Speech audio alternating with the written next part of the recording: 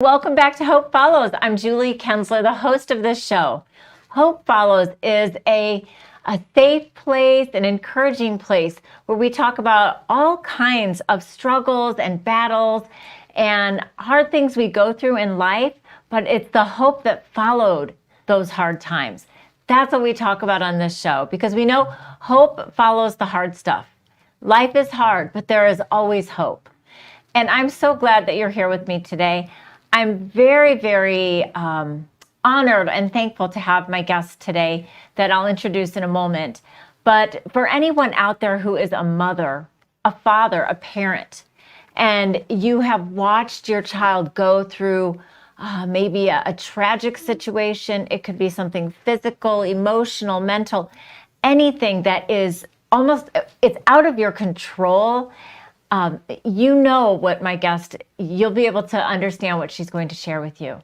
And for those of you who are still struggling with walking through some hard times with your children, physically, health conditions, I really pray that you'll be encouraged today because God is in all the little moments, even in our hard times. He's in the valleys and he's in the mountaintops.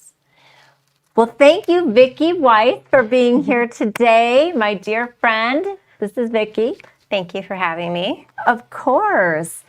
And I know you very well, yes. And I know your story. So we don't want to wait too long before we go into this. Okay. But first, let's have our viewers get to know Vicki, and let's talk about motherhood because we're both moms. Yeah. Tell me something about motherhood for you and what it means to you.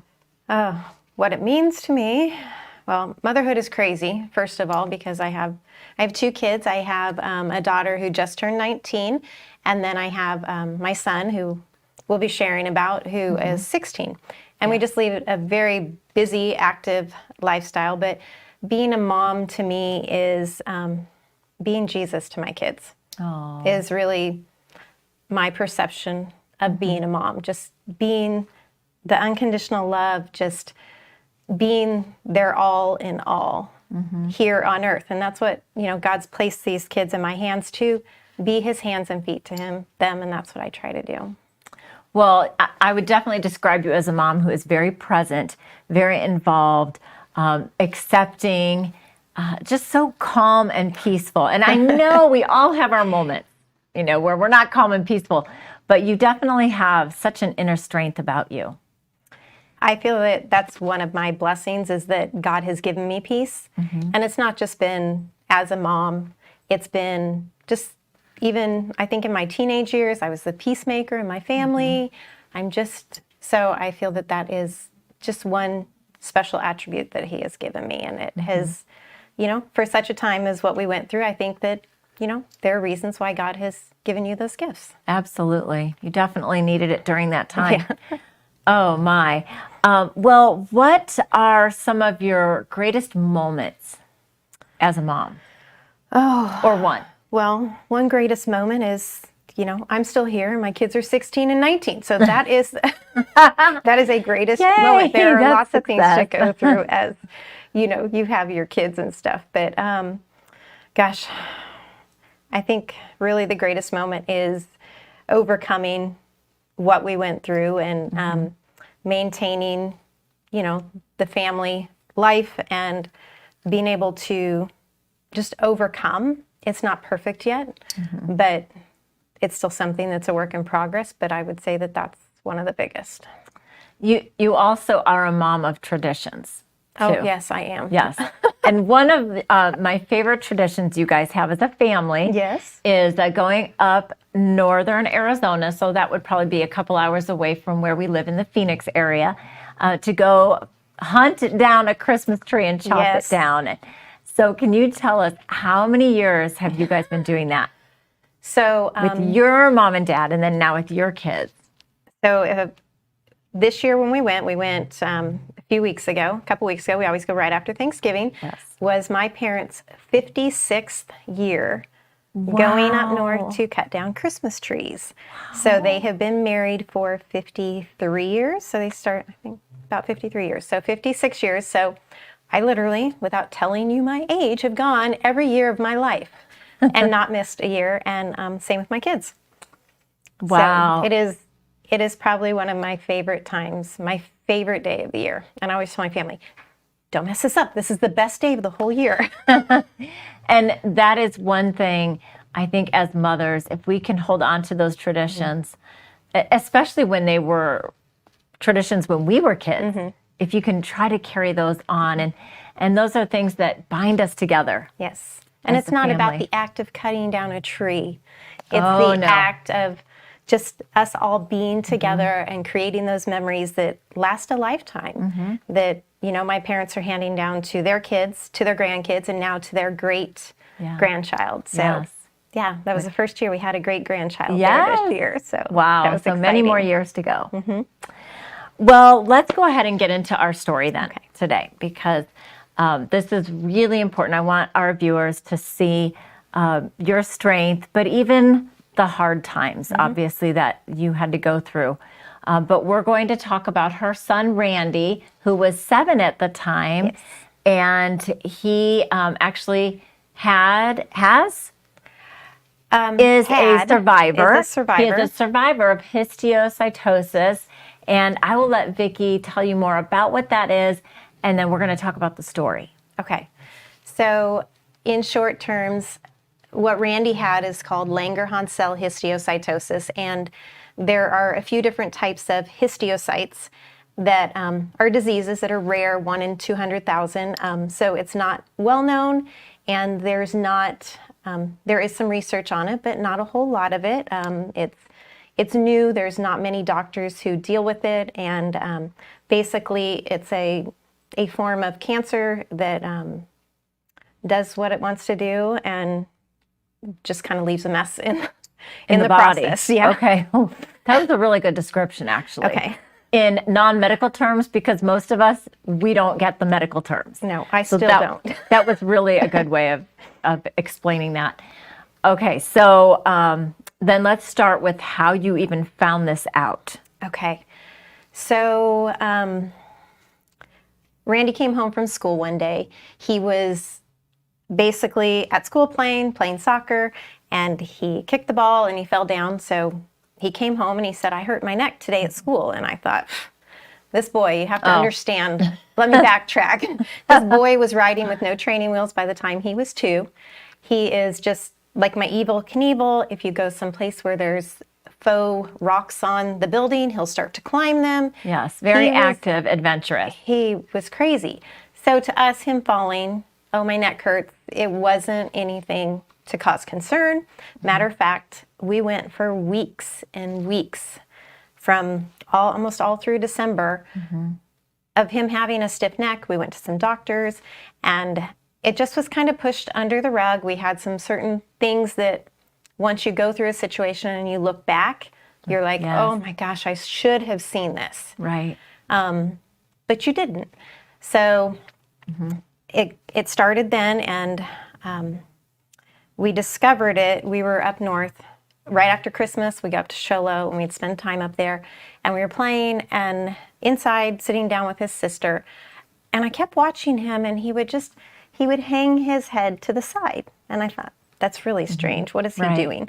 The whole time they're playing, I think they were doing a puzzle or something like that. And but so, you still, in your intuition, like that spirit in the mother, something was unsettled. Something was unsettled, and I was just watching him. And finally I said, hey, Bubba, I said, why are you holding your head sideways? And he looked at me with his head sideways, and he's like, I'm not, Mommy. I said, yeah, you are. And I said, put your head straight. And so I moved, I'm like, this is straight. And when I moved his head, he says, no, everything's sideways, Mom. And I just like froze. I didn't even know what to do. I thought, okay, this is something. Right. So we immediately phoned our doctor, and they sent us, we had to drive down from up north. We were 3.5 hours away. Right. So they sent us so you went to the doctor right away there? No, we didn't go there. We came home. We did come home, which again, you go back through your story when you go through these things and you think, gosh, how would I have done this all different? But you can't do that. No way. You are in you're in the middle of it, and we don't always think clearly in the middle of it. You do the best you can with the knowledge you have. Yeah. So we did. We had our MRI the next day, and we took him in, and I get emotional sometimes. Yes, this is emotional. Okay. So we went in to have the MRI, and it was so cute. I mean, 7-year-old, this is his first time. You're going to stick him in this tube, right? I mean, totally enclosed MRI. I think we were a little bit more freaked out than he was. But we stick him in this tube. It is scary to watch that. And we just kept telling him that, okay, you can go for a bike ride when we get home. Bribing him the whole time. You can go for a bike ride when we get home. So we finished the MRI. This is January, I think it was 13th. Okay. About January 13th. It was one of the coldest days in Arizona that year. It was like that freezing. winter. Okay. That winter we had freezing temperatures. Sent Rich and him out on a bike ride. They were out for an hour riding bikes. They had come in the door, and about 5 minutes later, they called and said, the hospital need called. to go. The doctor called and said, you need to go called. immediately to the emergency room. Okay. Don't do anything else. Put him in the car, immediately go there. He has a fractured C5 vertebrae. Okay, and he's already on the bike ride. He's on the bike ride. I'm like, are you sure? Because, it doesn't take much. I mean, there are many people that have a tiny little fracture on their vertebrae. I mean, just a hairline fracture, that are paralyzed, that have major issues. And I'm thinking, okay, how's my son out riding a bike? Right. That doesn't make sense. It doesn't make sense. It was crazy. If he has this slight fracture, how could he be capable of doing that? Right. How could he be Riding a capable? Like, how long has it been there? This had been since Thanksgiving, and here we are in January. And it just all kind of started this snowball of things going through my head of, okay, this is what he was doing, and this is what he was doing. And and I started seeing some of the things that I hadn't noticed before or thought that were important. So we end up in the emergency room. And I tell you, if you want them to take you back really quickly, you just tell them that your kid has a fractured vertebrae, because he had 3 nurses out there. They had a cervical collar on him in a matter of a minute of me saying that. So I just reflect back on how you left the hospital, and then all of a sudden you're back and they're taking this very seriously instead of giving you some caution. And I think that's part of being your own healthcare consumer. Like you're your own advocate. Yeah. And if you feel something isn't right, you need to get a second opinion or be conservative. Yeah. And when it's your child, you're a real advocate. That mama bear comes out, and you want to, you're like, okay, what's going on? Yeah, I'm sure. So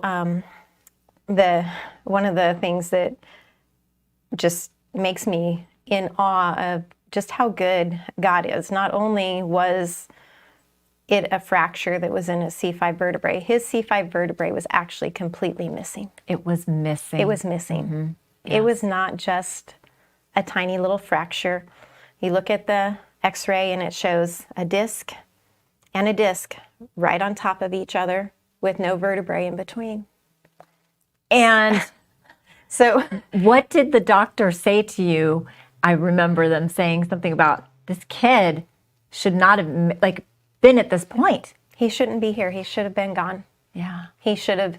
Your C5 and everything has to do with your airways and everything. So one of the things that was happening before we found this out is he would wake up in the middle of the night and he would come to me. He'd wake me up. Of course, it's 3 a.m. He's 7 years old, and you're tired at 3 a.m. And your kids come in, oh, I have a headache, and you're kind of like, oh, I'll give you some Tylenol, and you just, again, you're in that moment. You're not seeing the big picture. Why would you think that something terrible was wrong? He would come in and say that he felt like he couldn't breathe. Or he would come in and he would tell me that he couldn't feel his arm. And I'd be like, honey, your arm just fell asleep, know, or, I'm sure you can breathe just fine. Just little things like that. So once we got to the point where we knew what was going on, the light bulb went off and I went, oh my gosh, how could I not have known better? That he couldn't breathe because his airway was being blocked because he didn't have the stability of his spine. His arm was falling asleep because his tumor was attached to his spinal cord, so he was basically paralyzing his arm in his sleeping by certain ways that he would lay. So there was a lot of different things that you don't see until you see the big picture. Now, the tumor you're talking about, is that what caused the disintegration? Yes. Of the vertebrae? Yes. So basically what the Langerhan cell histiocytosis, which is LCH for short, that his is a single site tumor. So it attaches to where it wants to attach. It could be a vertebrae. It could be your femur. It could be an organ. And fortunately for Randy, like I said, it was a single site tumor where there's so many children that have multiple site tumors that just run rampant through their body. Wow. And the tumor doesn't spread, like it won't keep spreading to other vertebrae or anything. It just stays where it is. It stayed right there. Okay. It did its damage. It, what I kind of say is the vertebrae became like a piece of burnt toast. And, burnt toast is very, it's very brittle, right? Dry and brittle. It's dry and brittle. Yeah. So when he fell that day, it basically crushed his whole vertebrae. The vertebrae just disintegrated because it was dry and brittle, because that tumor had completely just eaten it away. Right. But once the tumor did that, it was done. It had done its job. And that was the devastation that it left in his body. Wow. So it's crazy. And then, So he had to have surgery. so he had surgery. It took a couple days for them to come back and tell us what he actually had. Right. When the doctors came into the emergency room, you were asking me, we had probably 5 or 6 doctors come in there and want to see this boy that was moving, Alive? that was alive, Yeah. that wasn't paralyzed from the neck down, because they just couldn't believe it. Wow. They wanted to see the x-ray and they wanted to see the kid. And the one thing that I do remember standing there in the ER in his room is I just had to leave the room. I went over to the restroom that was just down the hall, and I got on my knees, and all I could say was thank you. This is where I get emotional. That's all I could say. Yeah. But at that moment, I knew he was going to be okay. Yeah. Oh, I know this is hard to talk about, all the emotions it brings up. And thank you for being so courageous and brave and sharing this, because we definitely want viewers out there, whether you're going through some hard physical challenge with your own child, or someone who is, please share this episode with them, because I know that Vicki's going to talk about all the hope that followed that. And so in the midst of all this, I call it miracles, but what were the tiny, like the God moments, the God kiss where he shows you he is so there with you along the way? There were so many. And I'm thankful that I have the relationship that I have with God right now. I'm so thankful with that, because it allowed me the opportunity to see his presence in these different things. Thanks. There we go. So that was the most, that was important to me, that I was present with God in my relationship, so that I could see the blessings and I could see how he was working in things. So that is such a good point. How we can never underestimate the power of growing our faith. Yeah. Because you never know when you're going to be tested. Yeah. And you're going to need to draw upon that. Mm-hmm. And boy, it was a testing, I will tell you. So some of the, I call it just so happens moments. Okay. It just so happens that the week that that Randy was in the hospital, our good friend, Christy, she had moved to Idaho, but it just so happened that her husband had bought her a ticket to come to Arizona, to be in Arizona to visit her family. But it just so happened that it was the week that Randy was in the hospital. So to have her here was just amazing. Yes. That was to kind of hold your hand to through hold it my and hand just be there. and to be there and to be a support. You asked about his surgery. He did have surgery. He's basically, they put a cadaver C5 vertebrae in, and they plated him. His 4, 5, and 6 is plated. So he still has that in to this day. Okay. But it just so happened that a very good friend of ours works in the medical industry, and he was in the surgery room. This is what gets me choked up, honestly. He was in the surgery room with our son because they used the part from his company. The plating was from his company. And not only that, he had 2 different neurosurgeons. So he had a pediatric neurosurgeon and an adult neurosurgeon. And it just so happened that the adult neurosurgeon was a surgeon that my husband had ridden mountain bikes with before. Yeah. And so it brought that peace. You're like, oh, we have somebody we know that's in the surgery room. You know, you're sending 2 people that we knew. And so that it was just mind-blowing that would happen. And then it just so happened I have another friend, Jody, who loves game shows, and she was on a game show like 8 months before this happened. Right. And it just so happened that the show aired at the exact time Randy was in surgery. So we sat in the waiting room watching Let's Make a Deal, and my friend bouncing around on TV. She was sitting next to me. Christy was on the other side. And the peace that brought me, that my mind was taken off of worrying, and I had my friends there. We're watching her. It was just, I mean, what's the odds of that airing at the same time? It was kind of crazy. So let's see what else. God put that in your little path. It was just, and it's simple things, but I know. We can't overlook those simple things, though. It was so important to me, that crazy game show. But it brought some lightheartedness to the heaviness that you were feeling. I mean, your 7-year-old is in surgery, not just like for his foot or something. We're talking the vertebrae, the neck. Yeah. That's pretty big. So there's all kinds of little God moments of that. We had friends that actually own a website company. They created a website for Randy called Randy's Miracle, which unfortunately is not around anymore. It lapsed and they didn't continue it. I wish we could have continued his story that way, but we have other things that we get to do. For sure. And they did that free of charge, and they ran fundraising for us, and we just had so many people come forward to do things. We had a brand new fast food place, Salad and Go, that was being built right around the corner from our house, and wonderful people that own that place, that did own it. She offered to let us use her location to do a fundraiser there, and then continued receiving donations at their location for Randy for probably 6 or 7 months after the incident. raising awareness. And raising awareness. Right. They would hand out flyers and stuff like that.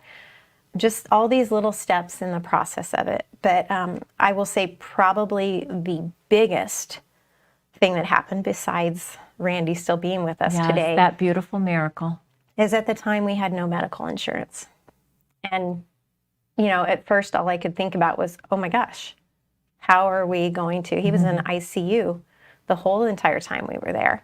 And this was no joke. So there was a lot of weight on our hearts of financially, how are we going to handle this? Yeah. What is, what's the outcome? What's, I'm already thinking 5 years down the road that I'm still trying to recoup from this. This is such a great part of your story and Randy's. We just didn't have insurance because it wasn't the right time. Let's just say that. Okay. So we had applied for the hospital's insurance that they provide. And I had went to the mailbox. This was, I think it was April timeframe, and had went to the mailbox and received a letter in the mail from them that we were approved for the insurance. And when I had talked to somebody on the phone, the gal had said, it's a real blessing and everything. And usually, 20, 30% is covered on whatever your medical bills are and stuff. And the letter said that it was covered 100%. And my mouth, I'll cry on this too. This is amazing. And so I flip the page and I look at it, and it shows January 13th on the date. And I'm thinking, oh, is it just for the one day? That was my mindset. Sure. It just says January 13th. So I call and talk to this gal. I say, excuse me, can you help me understand this? I don't quite understand. She goes, oh, I've never seen this before. And she says, no, that is 100% is covered for anything that happened or he was serviced by the doctors from that particular facility. You're talking like how much? $200,000. Wow. It wasn't $5,000. It was a lot of money. A lot of money. Well, we're talking big expenses. Yeah. Big deal. So there was, I mean, I can go on and on for days of things that just so happened. But the biggest thing is that Randy is a miracle. Yes. And he's active today. Oh, gosh. What is your verse, your scripture that carried you through? So my biggest scripture is Psalms 46:10, which is, be still and know that I am God. And, you know, I think that's where the peace comes from, is he is always bigger than any situation. It doesn't matter what it is. Are things perfect to this day? Yes, Randy's healthy. He went through a lot of other medical things. Our family dynamics changed. It is a lifelong alteration, but there's so much good that comes out of it, and we'll continue to learn from it and continue. And that verse has been up on my kitchen wall for maybe 9 years this January. Wow. Yeah. Well, thank you for sharing this beautiful, beautiful story. But I want to go ahead and pray. Okay. And then I'm going to have you pick out of our big idea. Okay. Oh, thank you so much, Lord, for this amazing, beautiful story. And it's beautiful because you were so prevalent there, God. And I just thank you for that. And I pray for our friends who are watching that they will, if they're struggling with some health conditions with their children or any issues, Lord, that they will just surrender it to you and call upon you to be there for them, Lord. In Jesus' name, amen. All right, you get to pick our big idea out of the big idea jar. Do you want me to read it? Yes, you get to read it. We are spreading encouragement and hope and joy. Invite someone to church with you and to lunch afterwards. God and food are medicine to our souls and bodies. Ooh. And what a great time to invite somebody to church right now. It is. People are always so willing right now. Yes. And I mean, extra willing to and go to lunch. Buy lunch. Yes. Thank you, Vicki. You're welcome. Thank you. Thanks for joining us today on Hope Follows. We'll see